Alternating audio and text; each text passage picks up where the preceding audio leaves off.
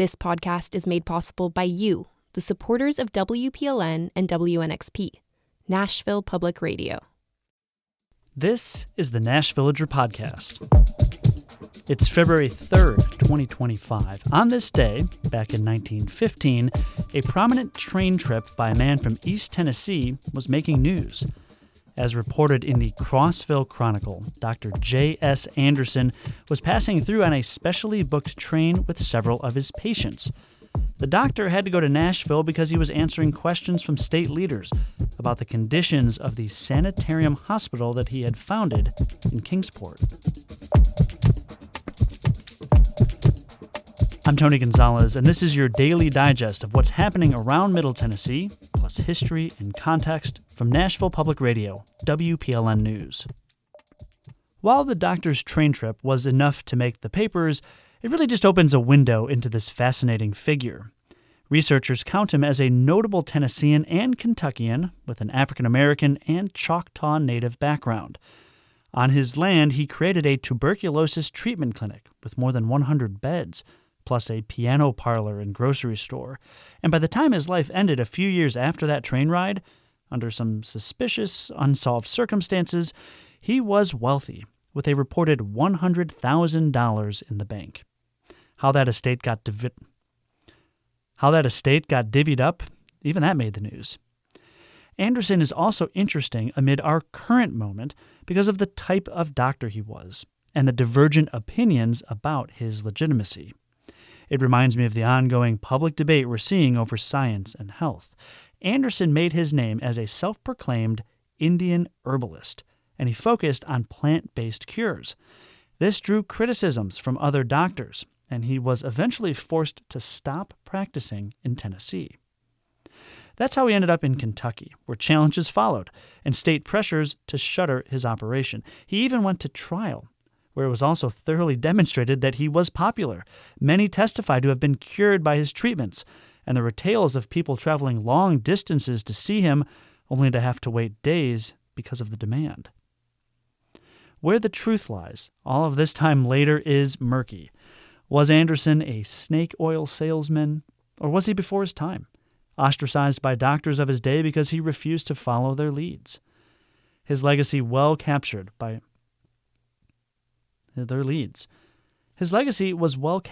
James Jones in his indispensable book, Every Day in Tennessee History.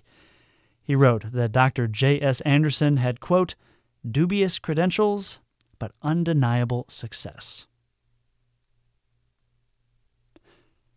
In just a few minutes, we're taking you to one of the last VHS rental shops in the nation. It's a little up the road near Paducah, Kentucky, and comes to you thanks to our regional partnership with other member stations. That's coming up after the newscast.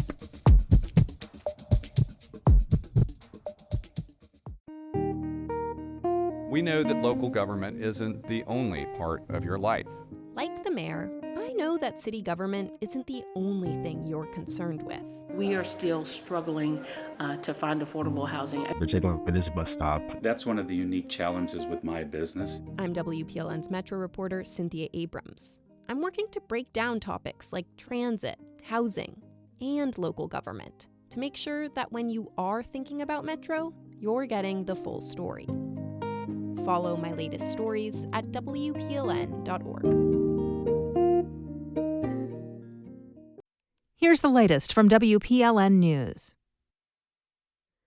Nashville's leaders are raising the alarm about a bill passed by the Tennessee General Assembly last week. It makes it a felony for elected officials to vote for sanctuary city policies. These create protection for immigrants without documentation.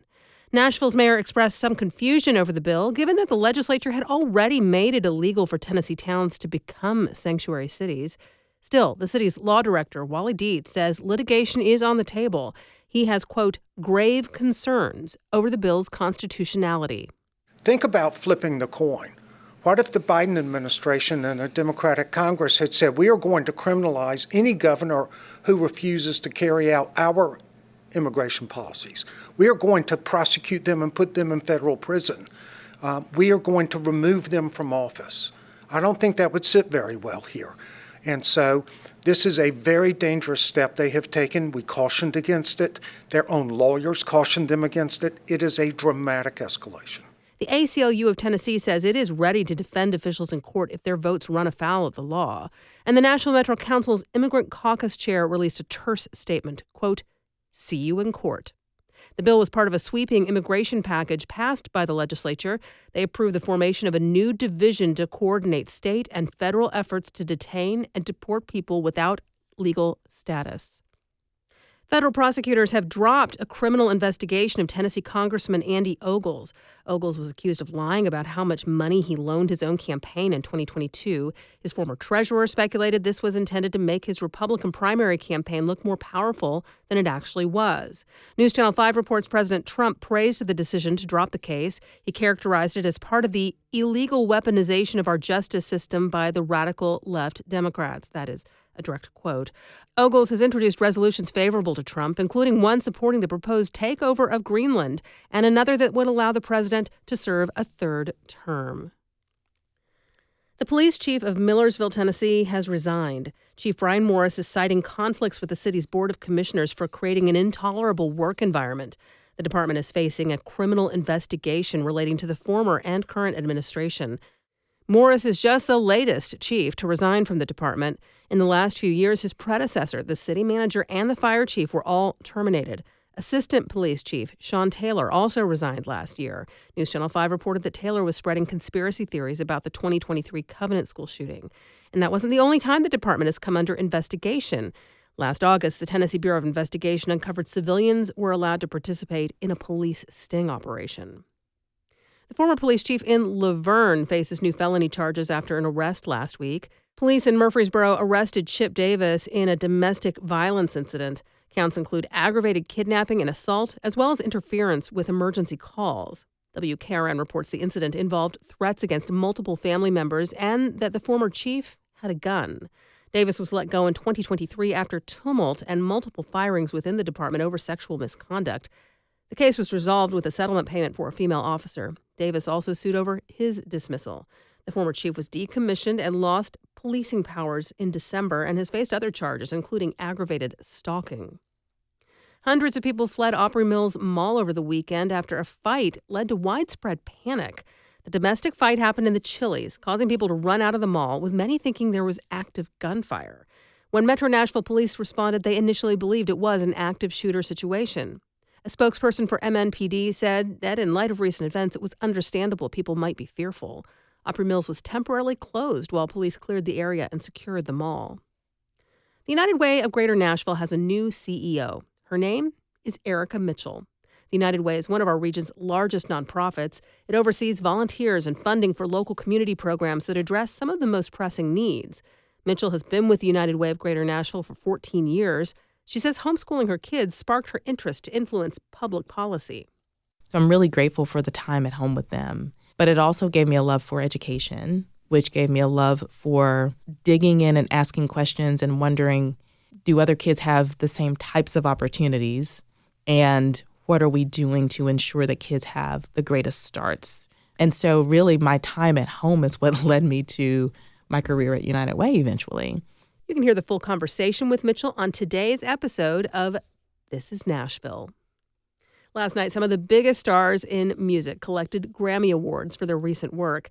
At a separate Saturday ceremony, Lifetime Achievement Awards were bestowed on a select few. Prince, Frankie Beverly, early rap legend Roxanne Shante, and Nashville's own Dr. Bobby Jones. Julie Height once spent a day with Jones and learned why he's collected so many awards for his contributions to gospel music. Back in 2018, I saw Dr. Bobby Jones's collection of awards firsthand. The Grammy, the Dove, the Trumpet are the three most prominent awards that you can get in this field that I'm in. Jones has covered a great distance during his 85 years. He grew up in rural Tennessee, but by age 15, he was enrolled at TSU and paying his way through college by leading a choir.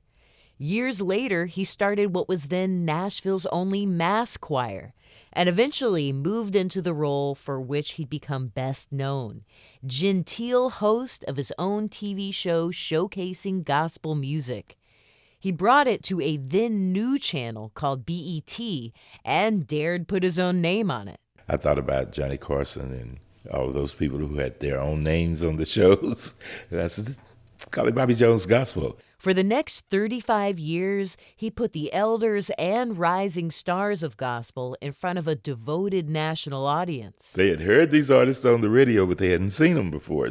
And that's why President Bush gave me the recognition as being the revolutionizer of gospel music. And now Dr. Jones has a Grammy Lifetime Achievement Award to go with it. Dr. Bobby Jones and the Nashville Super Choir. Well, hello, everybody. Julie Height, WPLN.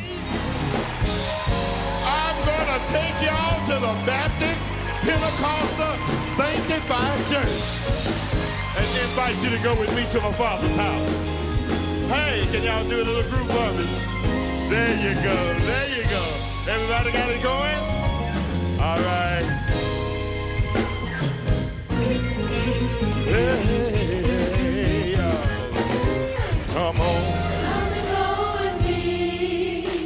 Where? To my father's house. Come and go with me. Come and go with me. Of the 67 people that died in the American Airlines plane crash last week, one had Tennessee ties. Sarah Best was a Clarksville native. She was valedictorian of Northeast High School before attending Vanderbilt University and becoming a teacher for Metro Nashville Public Schools. She later attended law school at the University of Pennsylvania. The Tennessean reports that Best is remembered by friends as someone who wanted to change lives, and many of her former MNPS colleagues praised her ability to connect with students. At the time of the accident, Best was working as an associate at a Washington, D.C. law firm. The crash occurred between an American Airlines flight traveling from Wichita to D.C. It collided with a Black Hawk helicopter operated by the U.S. Army above the Potomac River. There were no survivors. You'll find more news anytime at WPLN.org. The streaming era hasn't been kind to the video rental business, an industry that once supported more than 19,000 stores across the country. But Derek Operly with member station WKMS reports from a small shop that is still renting out DVDs and VHS tapes near Paducah in western Kentucky. Simpsonia is literally a one-stoplight town. With a population of less than 500, the small Graves County community is home to several churches, an elementary school, a dollar store, and a country restaurant. And now we're pleased to bring you our feature presentation. It's also home to Simpsonia Video, one of the last remaining film rental stores in the state. Yeah, I used to take two of us to run it, and they kept us both hopping. And now it's definitely dwindled down. There's new ways to see things and just progress. What are you going to do? That's Carol Turner, the shop's owner-operator. Simpsonia Video, which has never had a social media page or a website, has lasted through the rise and fall of an industry trying to compete with the likes of Hulu, Netflix, and Disney+.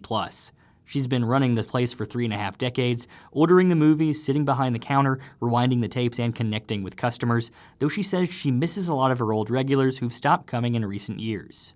Sometimes you see them out somewhere else and they don't even realize you are still here in business. That's how much things have changed. The store's collection boasts more than 3,500 movies on VHS and more than twice that on DVD, allowing customers to check out the newest Marvel movie as easily as they could something that never made it to streaming. For John Holt, who grew up in Simpsonia, Turner's video store was something of a second home. He remembers hassling his dad to take him to Simpsonia Video before he was old enough to walk, bike, or ride his four-wheeler to the shop on his own. My dad would take me up there, I'd watch a movie, go back and get another one, watch a movie, go back and get another one. I mean, all day. All day he would have to stop mowing to go take me to get a movie to rent. All that time crunching tape paid off for Holt, who directed his first film, The Dooms Chapel Horror, in 2016. Now a DVD of it sits proudly in the horror section that Holt used to haunt. Never in my wildest imagination would that have happened. At all. Having a movie actually on the shelf. Kate Hagan, a Los Angeles-based writer, created a directory of video stores still operating in the U.S. during the COVID-19 pandemic, as many shops struggled to stay open. A store like Simpsonia proves that, like, if you build it, they will come. If you maintain it, they will come. That can stand the test of time. That can sort of fight against the winds of change, the winds of this digital age. After nearly 2 decades of competing with streaming video services like Netflix, which launched its on-demand platform in 2007, and the economic blow of the pandemic, Hagen estimates there are less than 200 video stores like Turner's still operating in the U.S. She says video stores can be a third space for people in an era when those are increasingly uncommon. That's precisely what the store is for 23-year-old Ash Culp of Paducah, one of Turner's most devoted customers. They're an aspiring filmmaker and a lover of cult cinema, regularly checking out titles like Killer Tongue, a British-Spanish co-production that features aliens, dogs who turn into drag queens, and a Nightmare on Elm Street star Robert Englund. I am a fan of stupid movies. I like the diamonds in the rough nobody else cares about. Some of my favorite movies are B and C movies that I've found on Carol's shelf. Culp says their 6 years as a Simpsonia video regular have exposed them to new movies and brought them close to Turner through their discussions about film and life between video rentals. Carol has always managed to make Simpsonia Video feel like another home, and it's always comfortable to come in here and talk to her. She's practically like family to me at this point. Turner says making those connections with her customers is one of the things that's kept her in business this long. And I met people here that I probably never would have met any other way, and friends that I have had for a long time and hope that I have for the rest of my time. Though she knows she can't just rewind to better times, Turner says she just doesn't know when to quit. I'm Derek Operly in Simpsonia.